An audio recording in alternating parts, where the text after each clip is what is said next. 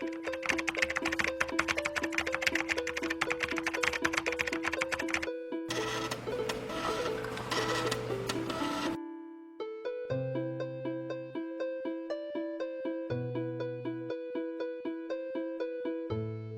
the Dark Ages, before personal computing became trendy, Dungeons and Dragons was a pen and paper phenomenon enjoyed by thousands of nerds and Imagineers alike.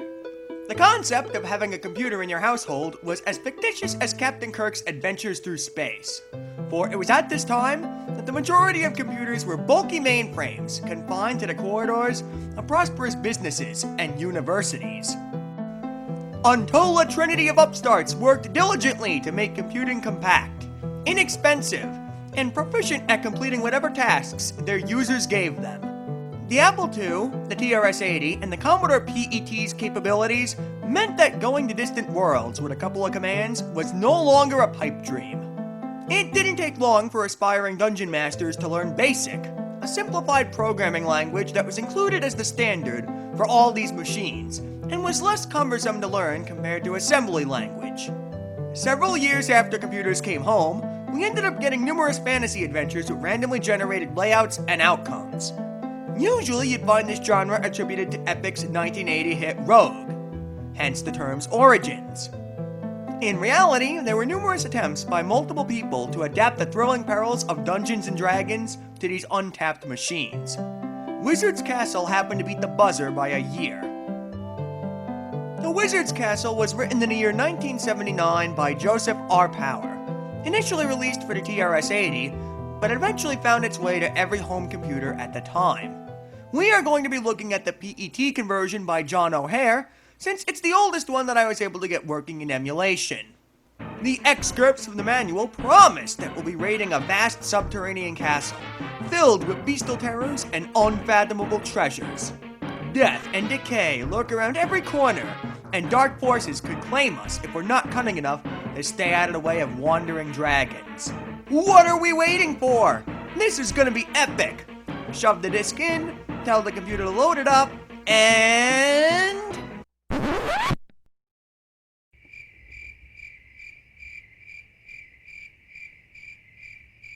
What did you expect? The TRS-80 and the Commodore PET weren't even capable of displaying color. If you were lucky, your game might have portrayed shapes with lines. This was when Atari's Asteroids was still state-of-the-art. With the primary focus being on the moment-to-moment action and exploration, graphics were second fiddle to what your imagination could do. You have to envision the bloodthirsty orcs splitting your skull open with a spiky mace, much like this game's grandfather, tabletop D&D.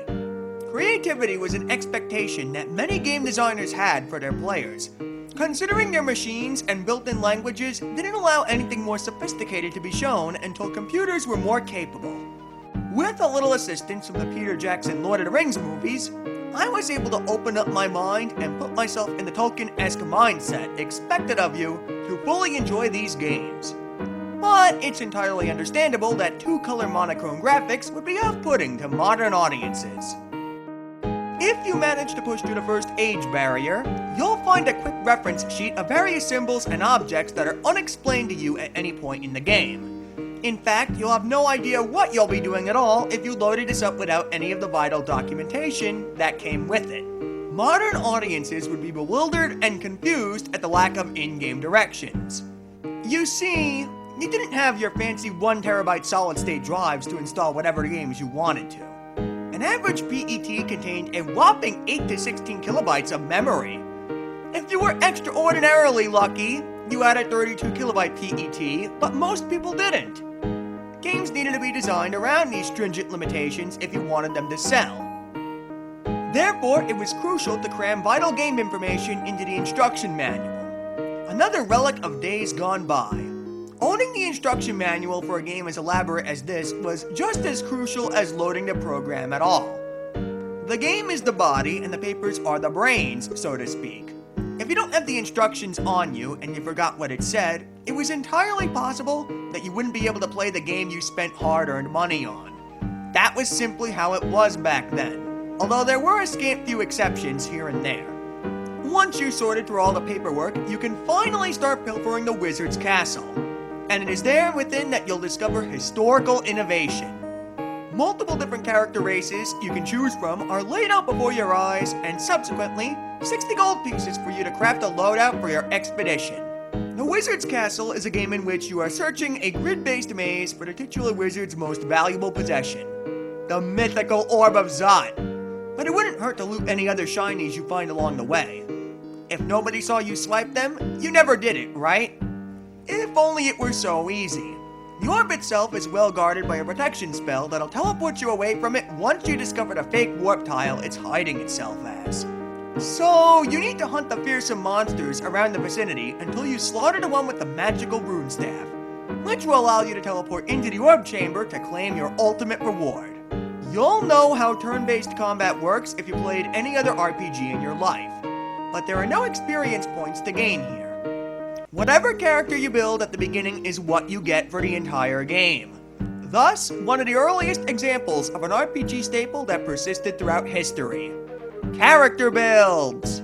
There's 3 primary attributes to allocate points to. Strength determines how much abuse you can take in battle or elsewhere. Agility determines how likely you are to hit a monster or avoid its inevitable counterattacks. And intelligence lets you use the arcane arts when you've reached a grade of 15 or higher. Each of the races are given bonuses and penalties, allowing you to carve out your playstyle depending on what strategy you want to use.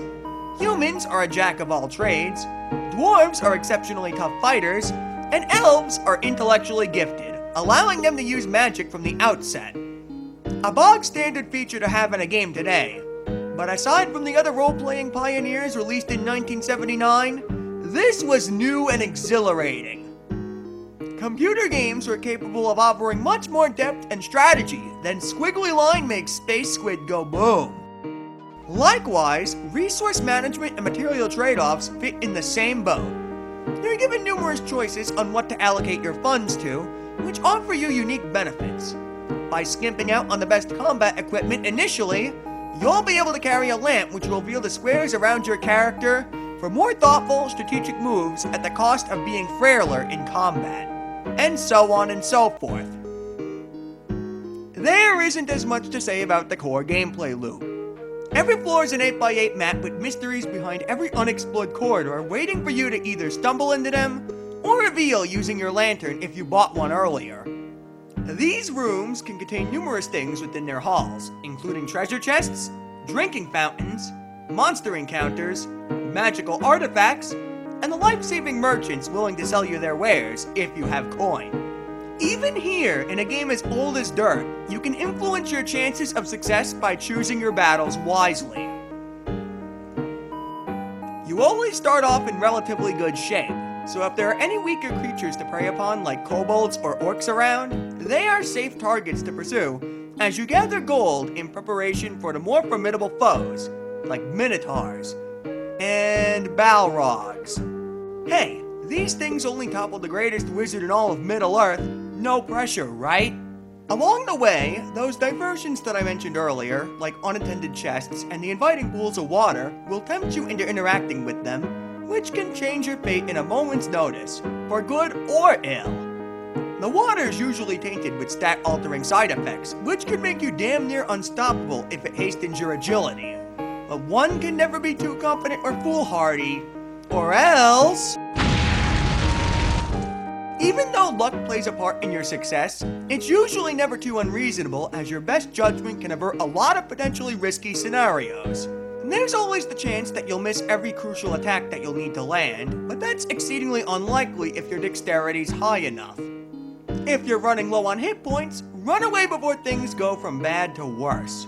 Common sense goes a long way in taming what appears to be a wild and unpredictable trip on the surface. No adventure's ever the same when you re-enter the wizard's castle, so the amusing things that can happen by gambling your health on a whim are worth it just to add a little excitement once you've grown tired of methodically filling in your map, or you're just plain getting impatient. When all is said and done, the wizard's castle's randomizations laid the groundwork for replayable role-playing games. It's entirely possible Rogue was being developed in conjunction with the wizard's castle, so it would be unfair to accuse Rogue of being a knockoff, as multiple geniuses were building the same groundwork for popular roguelikes today. That alone makes the Wizard's Castle historically significant and worthy of a perfect score if we were giving these games number ratings. It doesn't mean that you should go out of your way to play it right now, though.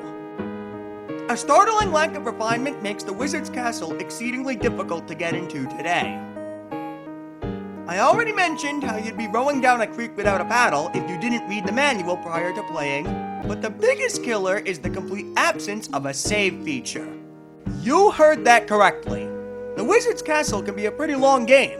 It can run on for 2 hours, and you wouldn't be able to see it through to the end if you were interrupted for any reason, which is horrendous by today's standards. Those without vivid imaginations may find themselves turned away by the complete absence of graphics, too, which was never really a problem for me, as having a storyteller describe distant locales to your face is a part of the pen and paper role-playing experience. But I can see it being difficult for quite a few people to go back to after being spoiled by the presence of actual graphics. Even with its age, Wizard's Castle is a classic, and it's shameful that nobody ever thoroughly discussed its place in history up until now, because it's been blown by the wayside in comparison to the colorful, shallower Atari 2600. If only there were a way to experience the legend without any of those age-related setbacks.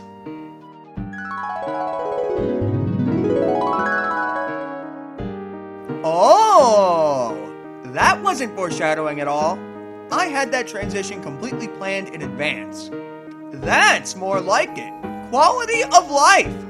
A remake for the Wizard's Castle was written in Visual Basic in 2004 by Daniel Miller, modernizing the experience by making it significantly more convenient to find out where you are. There's no more waiting around for your map to render. It happens instantaneously and it's always present. You always know where you are at all times, tremendously speeding up gameplay when you don't have to press M to check your map the moment your memory becomes foggy. Colorful pictures also remove the need to draw more text on the screen at once, as you know what you'll be fighting at a moment's notice. Best of all, the interface has also been improved, allowing you to see all the merchants' wares at once without having to wade through offers to see what's for sale. There's still no save feature, but all these small improvements accumulate into a much more timeless game that just about anybody can play. So if you're unable to stomach the rawness of the historical versions, this might be what you need to enjoy the Wizard's Castle for what it's worth. I've posted the download link in the description so you can try it out for yourself if you wish. That's the Wizard's Castle, a masterpiece that really shouldn't have been forgotten in the first place. I honest to goodness cannot imagine what games would be like today if these relics didn't introduce the concept of loot drops to the world, as tons of games, even non-RPGs, excite their players with loot drops, albeit with actual flair and color. If you liked the video, then I'd like to ask you to hit the subscribe button and the notification bell, because there will be more where that came from. Bye bye for now, and stay safe out there.